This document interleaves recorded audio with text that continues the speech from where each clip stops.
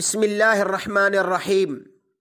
میرے محترم سامعین، آج میری گفتگو کا جو عنوان ہے وہ اس متعلق ہے کہ ٹرانسجینڈر ایکٹ پر ملک کی مختلف مذہبی جماعتوں کی طرف سے یہ بات واضح کر دی گئی ہے کہ ٹرانسجینڈر ایکٹ اسلامی احکامات کے خلاف ہے۔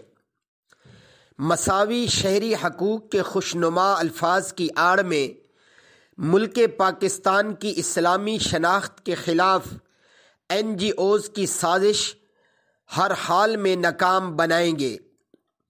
ٹرانسجینڈر ایکٹ پر قانون سازی کی کوشش ناکام بنانے میں ملک پاکستان کی مذہبی جماعتوں نے انفرادی اور اجتماعی طور پر اپنا موقف واضح کر دیا ہے، کیونکہ پاکستان اسلام کی بنیاد پر بنا ہے۔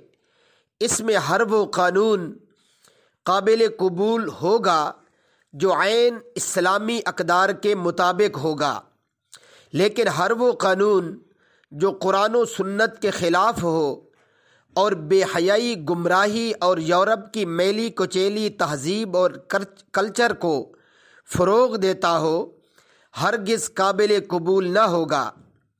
اس لیے میرے محترم سامعین، ہم سب مل کر ہر ایسی بے حیائی کے خلاف آواز اٹھائیں جس کے ذریعے ہمارے اسلامی ملک پاکستان کی شناخت کو بگاڑنے کی کوشش کی جا رہی ہے۔ اللہ عمل کرنے کی توفیق عطا فرمائے۔